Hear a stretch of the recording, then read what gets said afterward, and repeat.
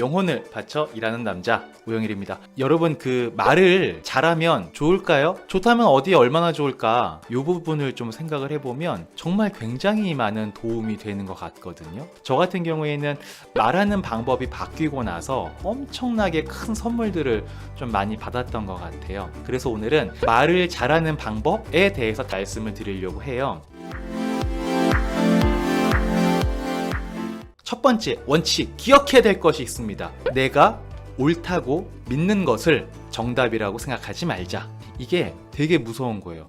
사람이 내가 옳다고 믿는 게 정답이라고 생각하는 순간 대화는 끝입니다. 아무것도 안 되는 거예요. 남북이 분단된 것도 다 이런 거 아니겠습니까? 정치 색깔을 웬만하면 띄지 말라고 하잖아요. 왜냐면은 그걸 띄는 순간 막 부딪히기 때문에 그런 거죠. 재밌는 건 뭐냐면 믿음에는 애초에 정답이 없는 거지 않습니까? 아니, 개인에게 정답이지만 상대방한테는 그게 정답이 아닐 수 있다는 거죠. 근데 내가 옳다고 믿는 것을 정답이라고 생각을 해버리면 그걸 누군가에 강요를 하게 되는 것 같아요. 나와 다른 믿음을 부정하느라고 상대방한테 얼마나 많은 상처를 서로 우리가 주고받고 하고 있는지를 생각해 볼 수도 있고요. 특히나 힘에 있어서 우위에 있는 사람들은요, 정말로 이걸 굉장히 조심해야 되는 것 같아요. 내가 믿고 있는 게 정답이라고 생각을 해버리게 되면 그걸 누군가한테는 보이지 않는 강요이자 폭력이 돼버릴 수도 있다는 거죠. 그래서 또 어른들이나 또는 상사분들께서는 더욱더 말에 있어서 조심해야 되는 게 필요한 것 같고요. 예를 들어서 이런 사례를 좀 볼 수가 있을 것 같아요. 우리 어릴 때 이런 거 많이 했잖아요. 장래 희망, 미래의 꿈 이런 거 막 물어보잖아요.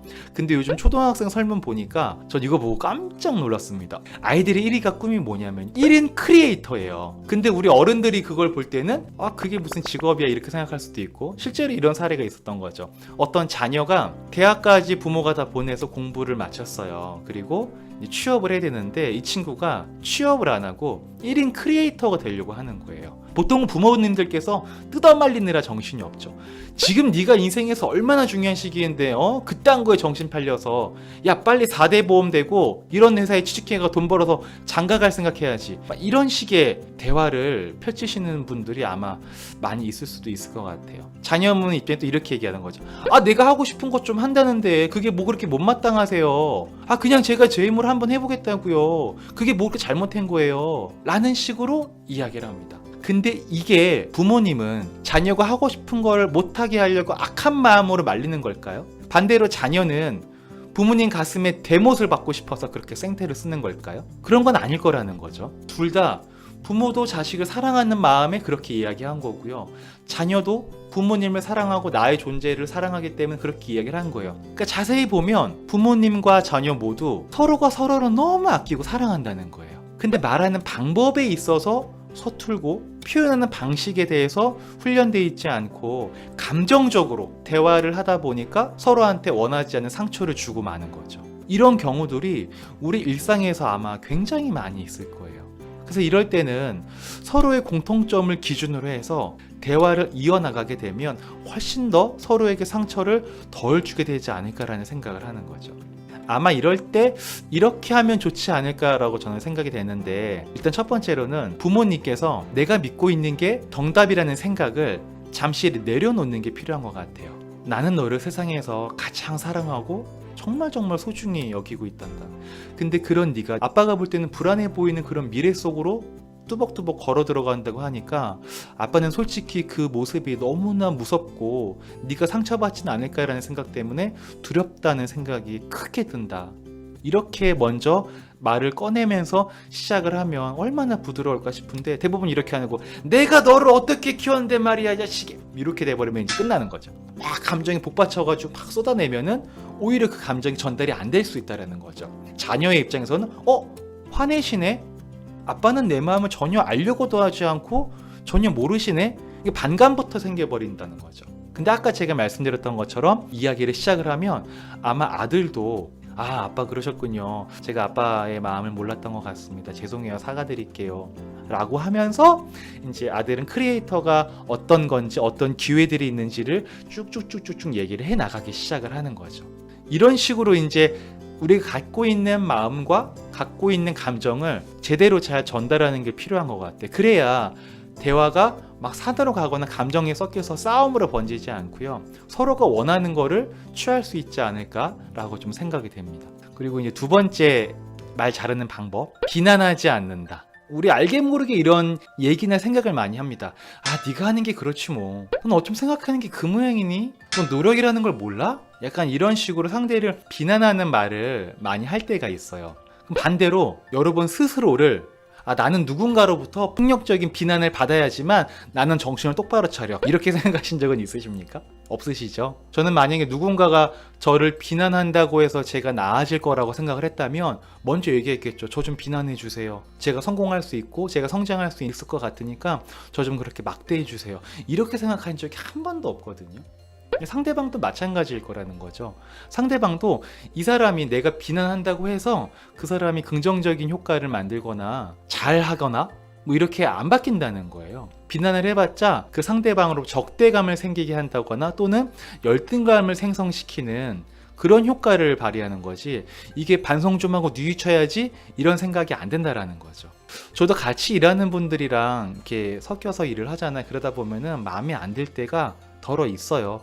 물론 그분들도 제가 마음에 안 들 때가 있을 것이고 저 또한 그분이 마음에 안 들 때가 있을 거거든요. 저 같은 경우에는 어떻게 하냐면, 만약에 같이 일을 하다가 충분히 얘는 비난받을 만한 일을 했어요. 그리고 혼나야 돼. 그렇다고 해서 비난을 하고 싶진 않거든요. 왜냐하면 비난을 해본들 이 친구는 상처를 갖게 되고 열등감을 얻게 될 것이고 의기소침해지기 때문에 일을 똑바로 더 못할 거예요. 비난한다고 잘하지 않을 거라는 거죠. 그럼 이 친구 일을 열심히 잘하거나 똑바로 되지 못하거나 성과를 내지 못하면 저한테도 결국은 득이 되는 게 아닌 거거든요. 그래서 상처를 주지 않으면서 조금 뉘우치거나 다른 생각으로 전환시킬 수 있는 이야기를 하는 게 나의 역할인 거예요. 일 처리하다가 좀 잘 안 되거나 좀 이 친구가 실수를 하거나 좀 그렇게 됐을 경우에는 이렇게 얘기를 많이 해요. 나는 너랑 일을 같이 하면서 우리가 최대의 효과를 냈으면 좋겠다. 그리고 그게 너랑 나 모두에게 원하는 결과를 가져다 줄 거니까 우리가 진짜 최대 효과를 냈으면 좋겠어. 너도 마찬가지일 거라고 생각을 하고. 근데 요즘에 네 행동을 좀 보면은 나도 나지만 너에게도 원하는 결과를 가져다 주지 못할 것 같다라는 좀 그런 생각이 들어. 그리고 너 원래 그렇게 행동하지 않았었잖아. 내가 알거든. 너 원래 그렇지 않은 거. 혹시 너한테 무슨 일이 있진 않을까? 나한테 말 못할 고민이나 걱정거리가 있진 않을까? 이런 생각이 드니까 오히려 또 네가 걱정이 되고 있거든. 그 요즘에 네 생각이 어떤지 나한테 말해줄 수 있겠니? 이런 식으로 저는 좀 얘기를 꺼내는 편이에요. 물론 저도 예전에는 이렇게 안 했죠. 야, 그거 네가 하기로 했잖아. 네가 안 하면 다른 사람은 대신하라고? 왜? 네가 할 일을 네가 해야, 이렇게 저도 했었거든요, 예전에는. 근데 그렇게 해본들 별로 그 친구나 저한테 득될 게 없는 거예요. 이렇게 해서 보통 얘기를 하면은 처음에 죄송해요.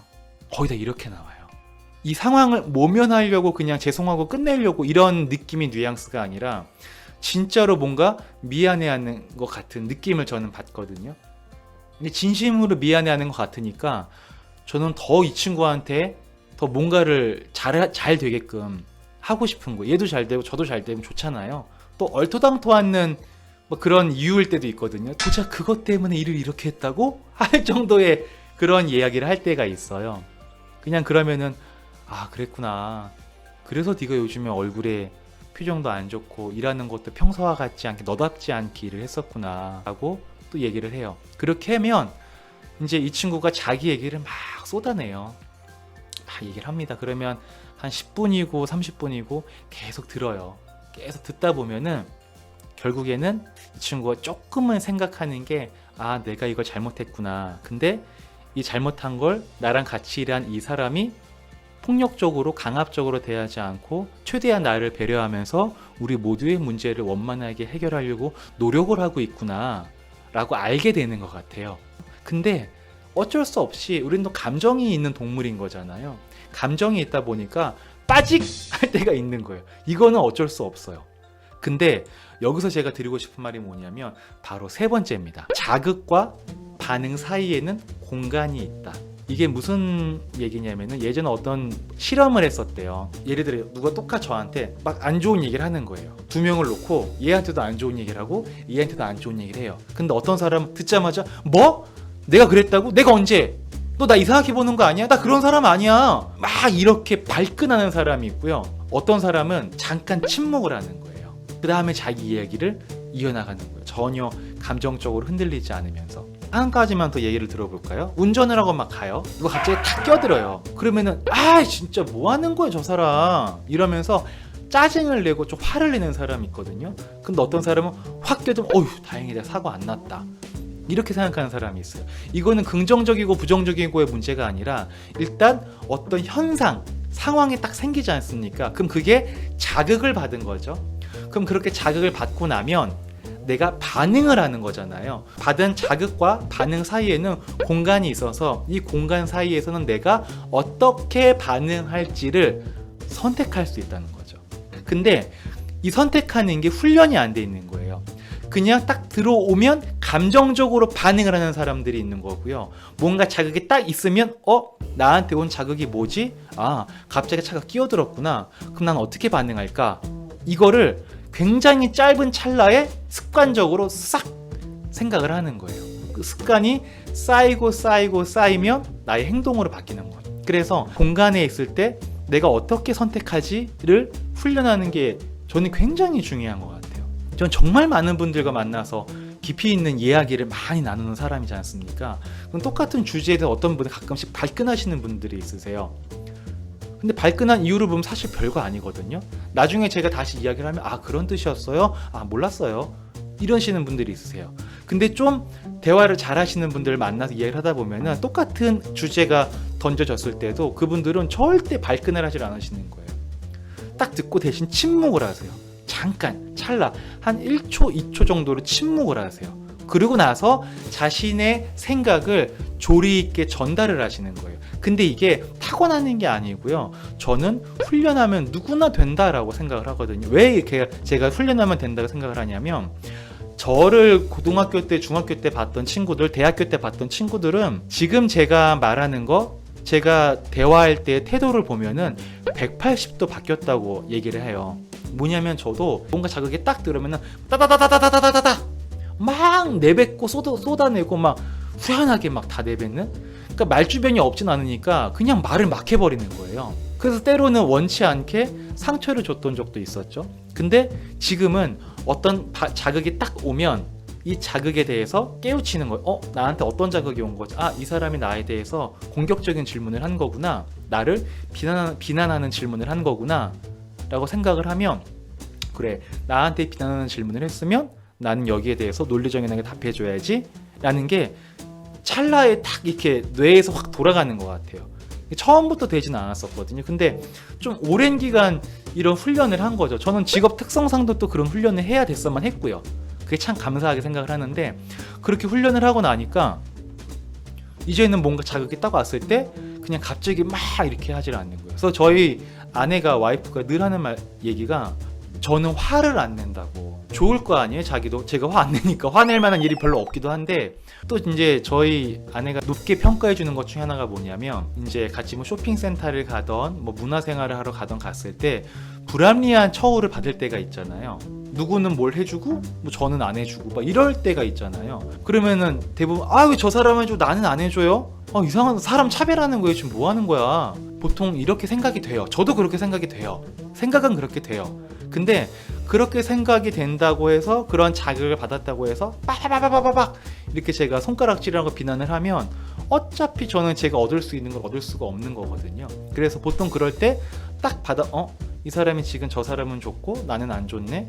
근데 저 사람이 그런 기준이 명확하게 없는 것 같은데 실수를 했을 수도 있겠구나. 그럼 내가 다시 한번 물어봐야지 라고 가서 얘기를 하나 정중하게 혹시 어떤 이유인지 제가 궁금해서 그러는데 말씀해 주실 수 있겠습니까? 라고 그냥 이렇게 얘기를 해요. 그러면 좀 놀래요. 옆에서 자기 대신 뭐라고 해주길 바랬는데 뭐라고 안 하고 이렇게 되게 논리정연하게 얘기를 하잖아요. 근데 그렇게 하면 모든 곳에서 다 이게 통용되는 건 아닌데 대부분은 그런 식으로 이야기를 하잖아요. 그러면 그 사람도 논리정연하게 얘기를 해줘요. 그러면 저는 그게 이해가 안 되는데 제가 지금 불합리한 처우를 받은 거 맞습니까? 그러면 좀 전 속상한데 제가 합리적으로 서비스를 받을 수 있는 걸 선생님께서 선택해 주실 수는 없을까요? 이런 식으로 좀 이야기를 해요. 그러면 되게 당황하세요. 대부분 당황하면서 네 하면서 이제 어떻게 보면 제가 그 사람이 저한테 불합리한 행위를 했는데 저는 그 상대방을 높여준 거잖아요. 당신은 선택할 수 있는 사람이고 난 선택을 받는 사람인데 당신의 선택을 나한테 해줄 수 있겠습니까? 라는 좀 높여주는 거잖아요. 그러면 그분들이 보통 이렇게 잘 해줘요. 네. 거기에 대해서 나는 당신한테 안 해줄 거야 이렇게 하는 분 저는 별로 물론 다 늘 그렇진 않아요. 늘 그렇진 않은데 대부분은 좀 그렇게 해주세요. 이게 누군가는 이걸 훈련하시는 분이 있고요.